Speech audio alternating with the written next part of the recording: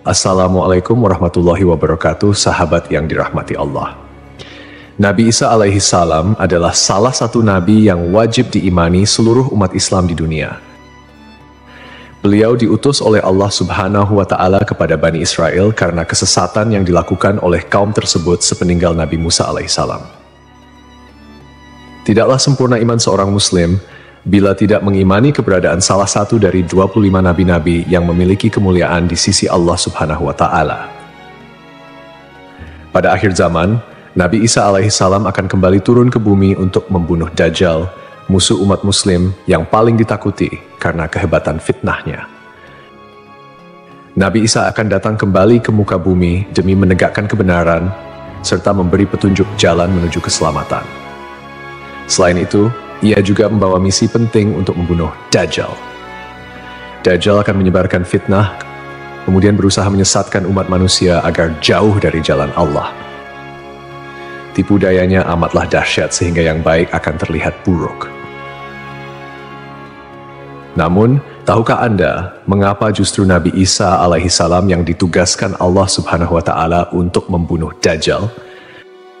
Mengapa bukan Nabi Muhammad Shallallahu Alaihi Wasallam yang secara syariat sebagai junjungan seluruh umat Muslim di dunia? Sejatinya, hanya Allah SWT yang tahu alasan mengapa mengutus Nabi Isa untuk membunuh Dajjal. Tapi sebelum lanjut, jangan lupa klik tombol subscribe, like, komen, dan lonceng notifikasi sahabat untuk mendukung channel ini agar terus menyiarkan syiar Islam. Serta silakan tulis harapan sahabat di kolom komentar. Semoga semakin banyak yang mengaminkan, maka makin cepat terkabul. Membuktikan Nabi Isa masih hidup. Alasan pertama yaitu membuktikan bahwa Nabi Isa masih hidup. Bangsa Yahudi dan Nasrani percaya bahwa Nabi Isa dibunuh dan disalib oleh orang-orang Romawi. Namun, sebenarnya Allah Subhanahu wa Ta'ala menyelamatkannya dengan menggantikan peran Nabi Isa alaihissalam kepada orang yang wajahnya diserupakan dengan beliau. Sedangkan Nabi Isa alaihissalam sendiri diangkat ke langit atas izin Allah Subhanahu wa Ta'ala.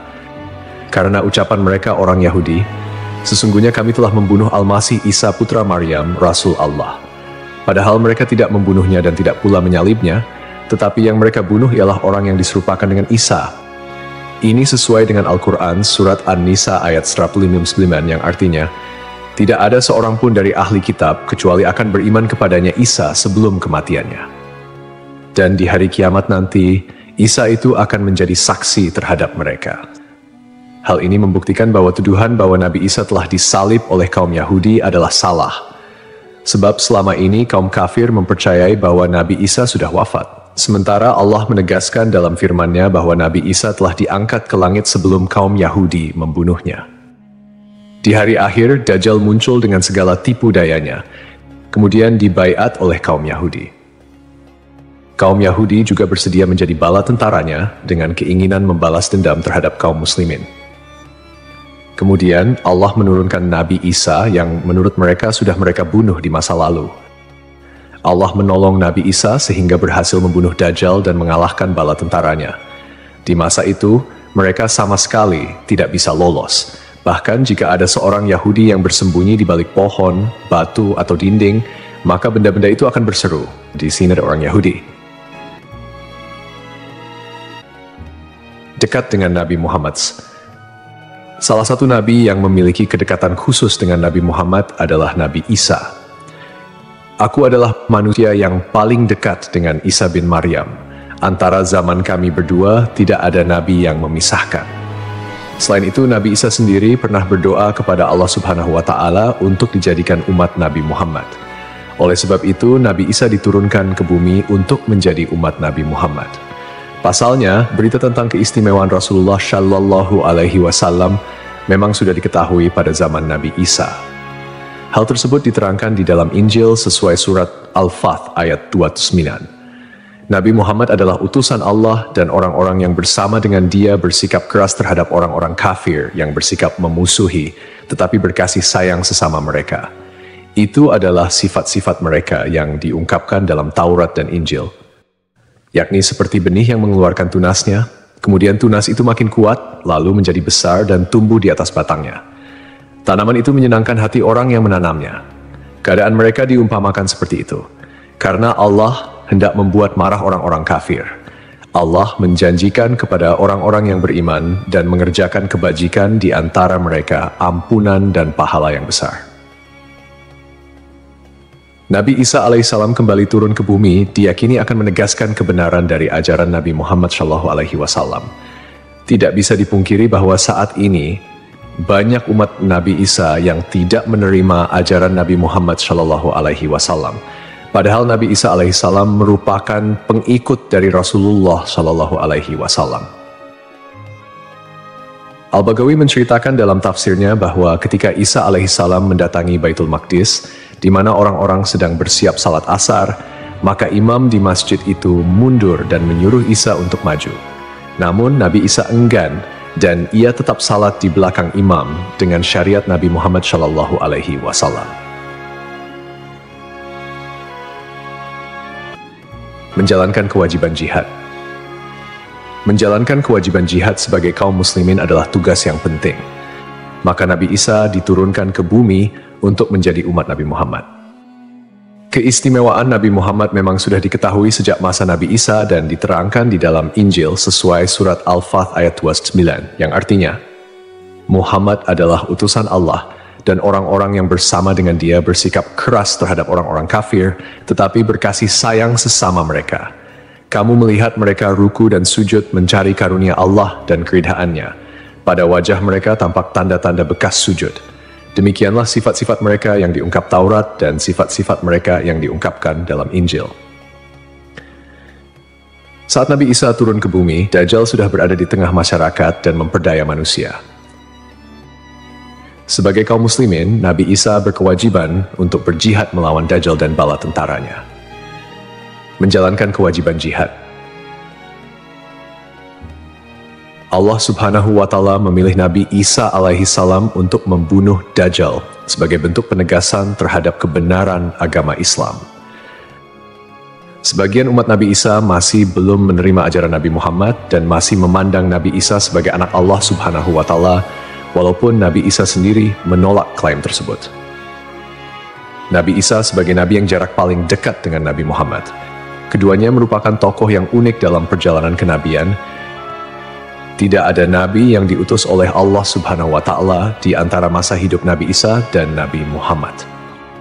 Oleh karena itu, Allah Subhanahu wa Ta'ala mengutus Nabi Isa untuk membunuh Dajjal dan menghapus seluruh agama selain Islam. Tujuannya agar umat Nabi Isa menyadari kesesatan pandangan mereka dan beriman kepada Allah Subhanahu wa Ta'ala serta Nabi Muhammad sebagai nabi terakhir. Tindakan ini juga menggambarkan bahwa agama Islam adalah agama yang benar dan sempurna, mengintegrasikan ajaran-ajaran para nabi dari sebelumnya. Agama Islam sebagai agama rahmatan lil alamin yang membawa kedamaian, keadilan, dan kesejahteraan bagi seluruh makhluk. Nabi Isa diberikan mukjizat luar biasa seperti menghidupkan orang yang telah mati, menyembuhkan orang buta dan sakit, serta berbicara di buayan hingga dapat menciptakan burung dari tanah liat.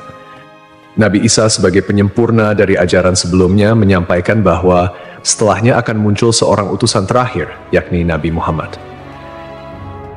Nabi Muhammad, nabi yang paling mulia dan utama di antara semua nabi. Beliau dianugerahi mukjizat terbesar, yaitu Al-Quran, yang merupakan firman Allah Subhanahu wa Ta'ala yang tidak dapat ditiru ataupun diubah oleh siapapun. Selain itu, Nabi Muhammad juga memiliki syafaat, yaitu pemberian ampunan kepada umatnya di hari kiamat. Melalui perbuatan membunuh Dajjal, Nabi Isa akan memperkuat dan menegaskan kemuliaan Nabi Muhammad, mengakui kedudukannya sebagai nabi penutup zaman. Tidak hanya Al-Quran, Nabi Muhammad juga diberikan mukjizat lain seperti membelah bulan dan air mengalir dari jemari tangannya. Perjalanan Isra dan Miraj serta mampu bersabda dalam berbagai bahasa. Mukjizat-mukjizat ini menunjukkan kekuasaan Allah yang melampaui batas akal manusia. Sementara keistimewaan Nabi Muhammad sebagai utusan Allah yang paling sempurna semakin terungkap, akhlak mulia, kejujuran tak tercela, keberanian luar biasa, dan kepedulian yang mendalam terhadap umatnya juga menjadi bagian dari kepribadian Nabi Muhammad. Beliau adalah uswatun hasanah, telan baik bagi seluruh manusia.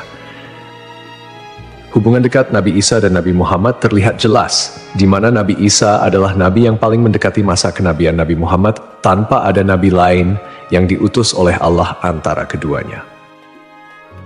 Nabi Isa bahkan menyampaikan kabar tentang kedatangan Nabi Muhammad sebagai nabi terakhir.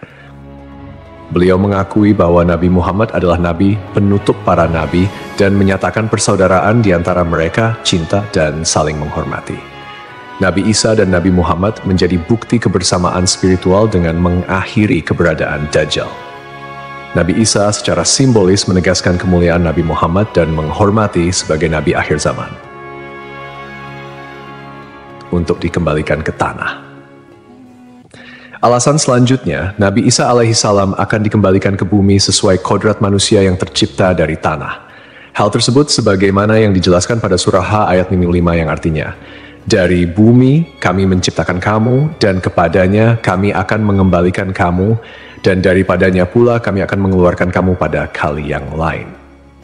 Nabi Isa alaihissalam diturunkan ke bumi juga menandakan bahwa ajalnya akan tiba. Setelah wafat, Nabi Isa alaihissalam akan dimakamkan di tanah suci, lalu dibangkitkan kembali bersama manusia lain di hari kebangkitan. Mengenai lokasi makam Nabi Isa alaihissalam, terdapat perbedaan pendapat di kalangan ulama. Sebagian ulama mengatakan lokasinya terletak di Bait al-Maqdis, dan sebagian lainnya mengatakan akan dimakamkan bersama Nabi Muhammad SAW. Sebagai muslim yang beriman, tidaklah pantas bagi kita untuk membanding-bandingkan siapa nabi yang lebih hebat, karena semua nabi yang diutus oleh Allah Subhanahu wa Ta'ala mempunyai tujuan yang sama, yaitu mengajak tauhid, mengagungkan kebesarannya. Nabi Isa alaihissalam selain ditugaskan Allah Subhanahu wa Ta'ala untuk membunuh Dajjal pada akhir zaman, ternyata beliau juga akan memiliki tugas dan maksud tertentu yang pada intinya adalah menegaskan ajaran yang dibawa oleh Nabi Muhammad SAW kepada seluruh manusia yang ada di dunia. Semoga kita semua bisa memetik pelajaran. Wallahu a'lam.